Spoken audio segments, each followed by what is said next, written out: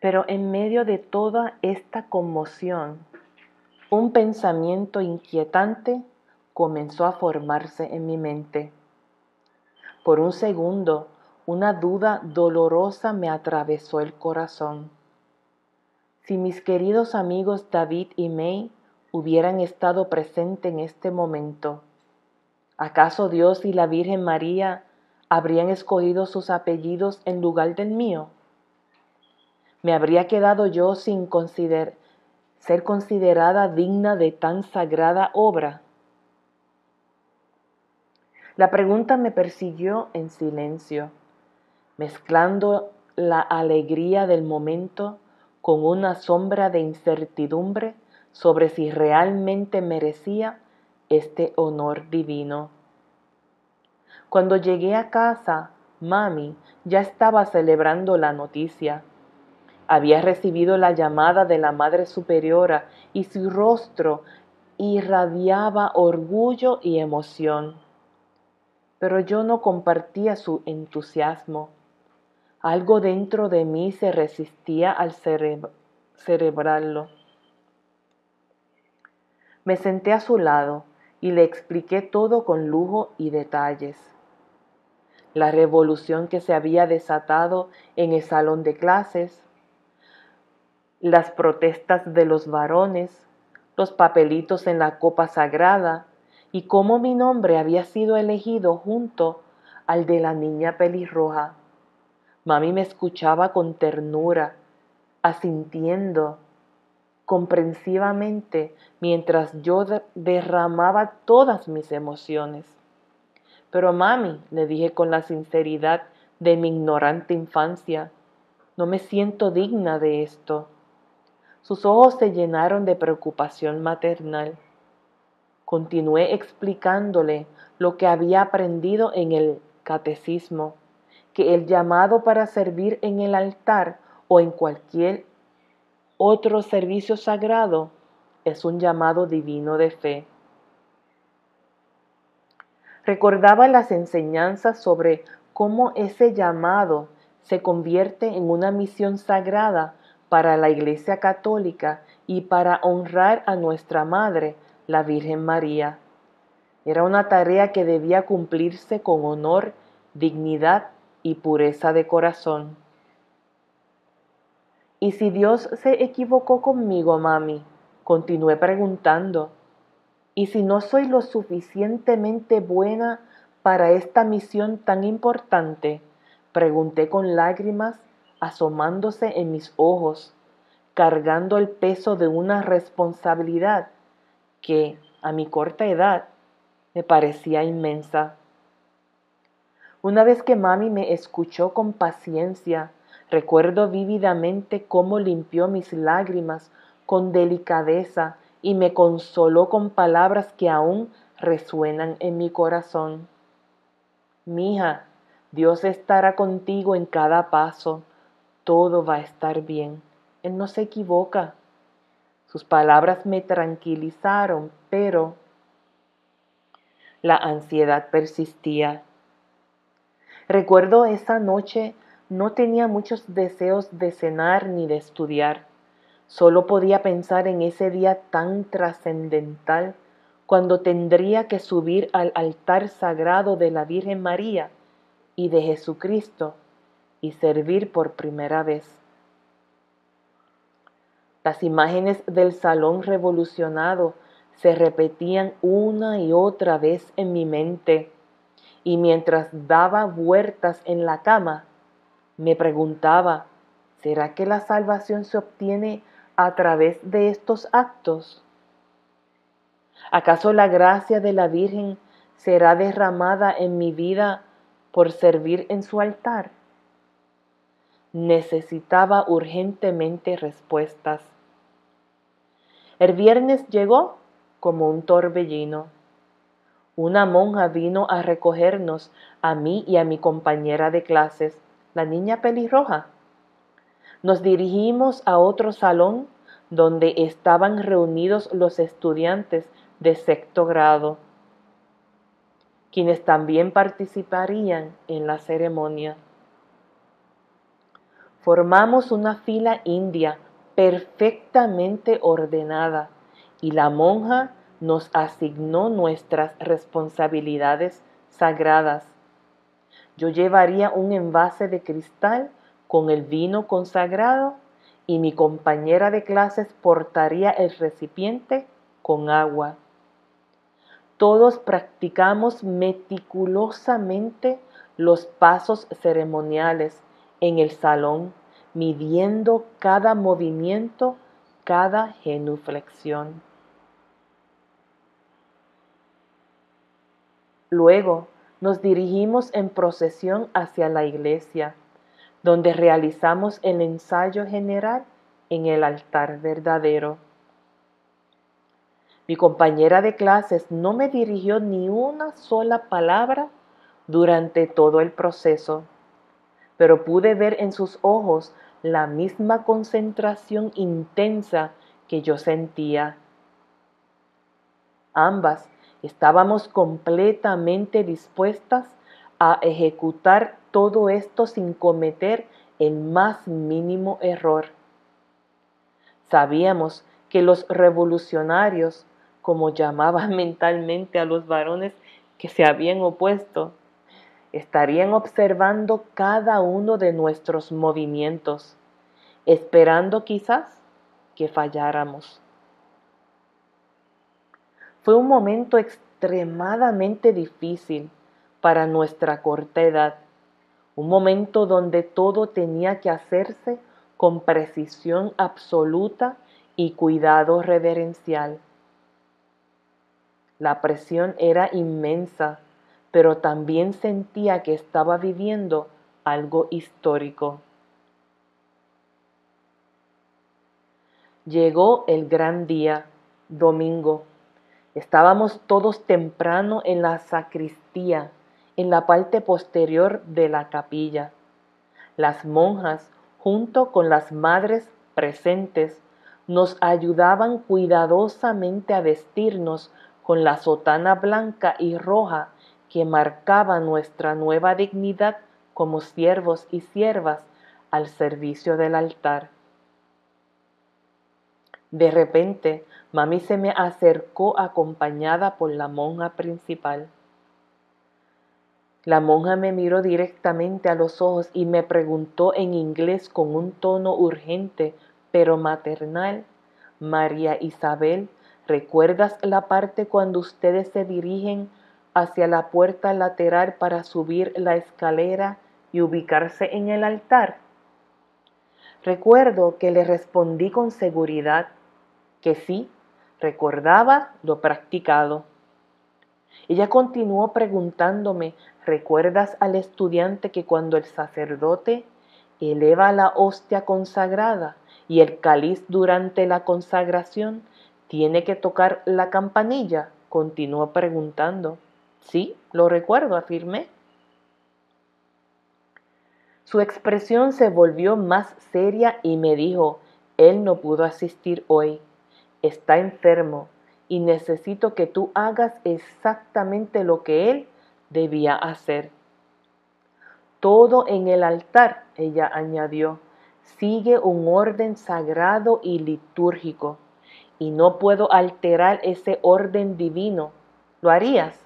¿Te sientes capaz de asumir esta responsabilidad adicional? Por un segundo, busqué con la mirada a mi compañera de clases. Ella me hizo un gesto silencioso pero alentador, diciéndome: sí, tú puedes. Luego miré a mi madre, quien guardó un silencio respetuoso, dejando la decisión en mis manos. Respiré profundo y dije con determinación: sí, hermana, sí puedo hacerlo. Recuerdo que la monja sonrió con ternura, me abrazó y susurró: esta obra te será contada en el cielo, y la Virgen María la recordará siempre en el día del juicio final, como tu intercesora. Sus palabras me llenaron de una fuerza que no sabía que tenía. Continuamos con los preparativos. siguiendo todo lo que nos habían enseñado, pero ahora yo cargaba con una responsabilidad aún mayor en este día histórico. Continuamos donde habíamos quedado. Recuerdo que ya estábamos todos listos para entrar cuando un sacerdote se acercó a nosotros junto con todas las monjas. Con solemnidad, el Padre tomó aceite y agua bendita para limpiar nuestras manos, tanto las mías como las de mi compañera de clases.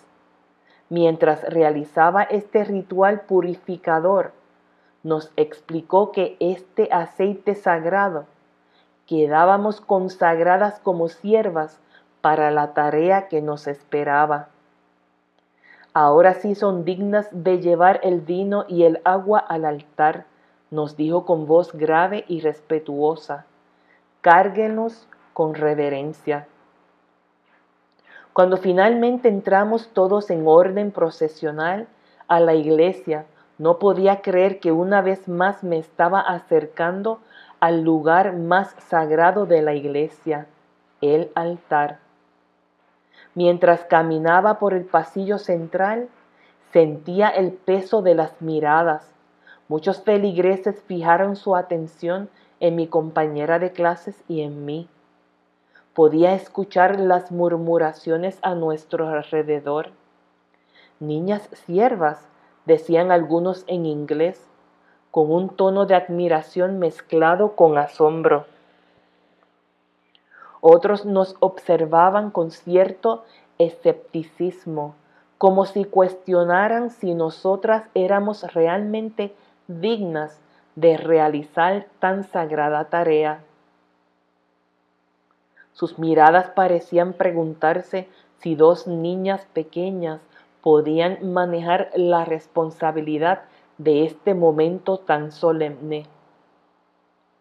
Sin embargo, también había rostros amables que nos sonreían con aprobación, felicitándonos con pequeños gestos de aliento. Algunos incluso nos dirigían discretos aplausos silenciosos con las manos. El momento decisivo llegó cuando tuvimos que dirigirnos hacia una puerta lateral. No podíamos subir por el frente del altar, ya que ese espacio es demasiado santo y sagrado para el acceso directo. Teníamos que atravesar una puerta especial y desde ahí acercarnos solamente hasta la orilla de la pared, justo al costado del altar. Nuestro turno había llegado.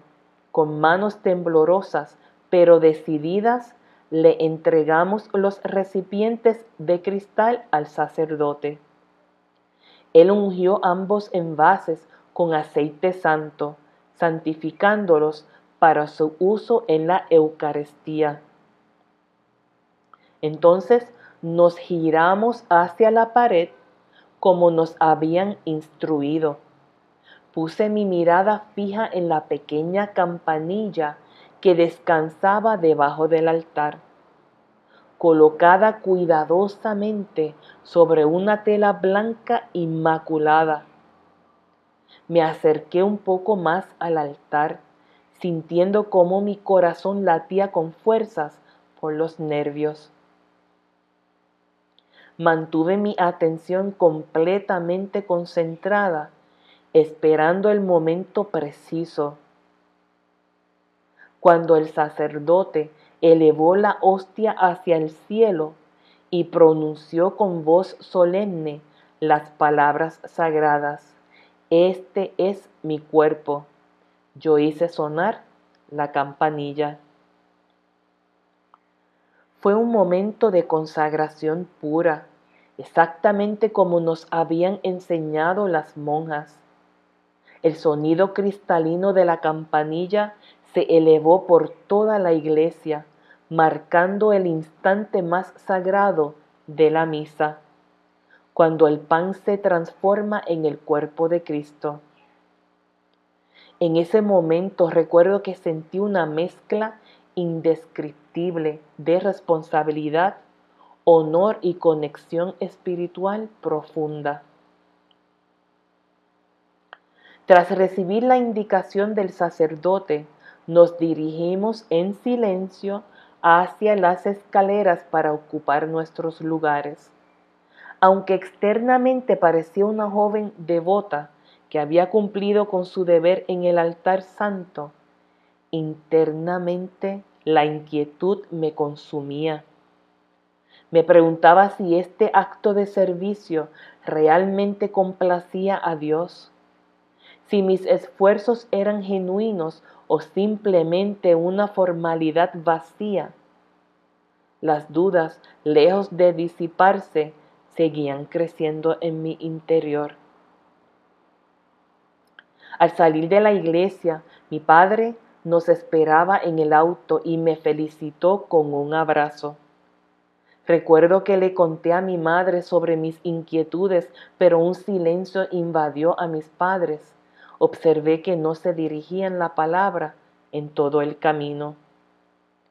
Ya en casa, mi madre y yo celebramos mi servicio en el altar, que tal experiencia resultó ser para mí una experiencia vacía, pues surgieron las dudas sobre la posibilidad en convertirme en una sierva por medio de mi devoción religiosa, preguntándome si tal devoción podría darme acceso directo al cielo.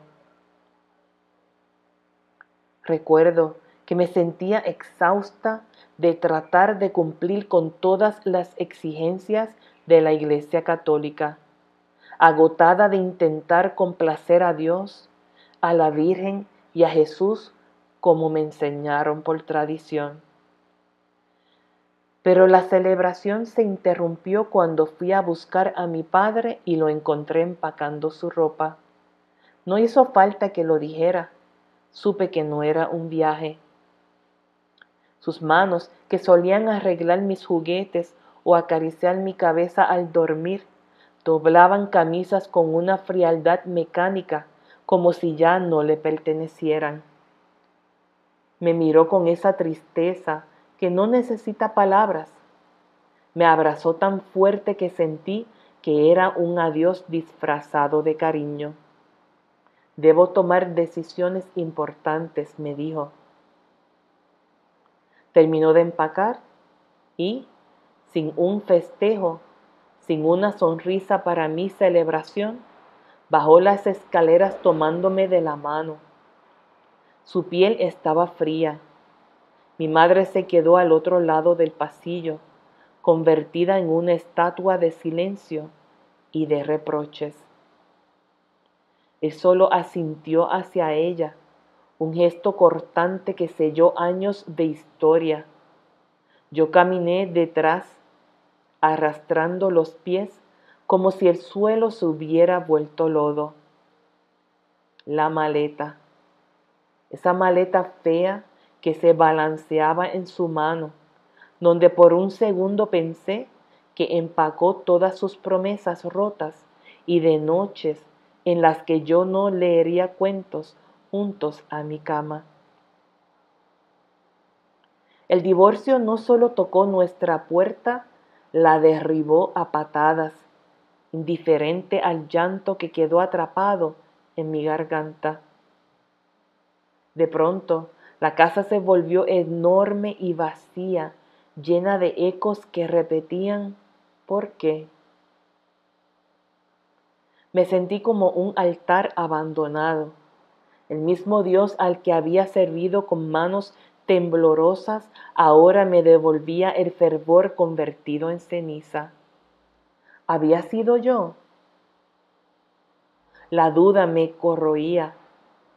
Tal vez mi fe no solamente se marchitó, sino que Dios la arrancó de mi corazón, preguntándome, ¿había sido un castigo por no sostener bien el recipiente de cristal? ¿Por torcer la reverencia al caminar hacia Él? Con el tiempo entendí lo que era un divorcio. no solo una firma en papeles o la división de muebles, sino una herida que sangra en silencio. Una decisión tomada por adultos con razones que mi corazón de niña no alcanzaba a comprender. Duele aceptar que el amor en un matrimonio a veces no basta, que las personas eligen caminos distintos y que esos caminos, aunque duelan, no siempre son un castigo, solo son humanos. Mi padre se fue, mi fe tambaleó, pero la vida, con su extraña manera de enseñar que el dolor no es eterno, aprendí a cargar con esa maleta imaginaria ligera ahora, a mirar hacia adelante olvidando el pasado, porque las familias no se rompen del todo, se transforman. Y yo, entre los escombros, quería florecer en gracia, pero las raíces de amargura no me lo permitieron. Hasta la próxima.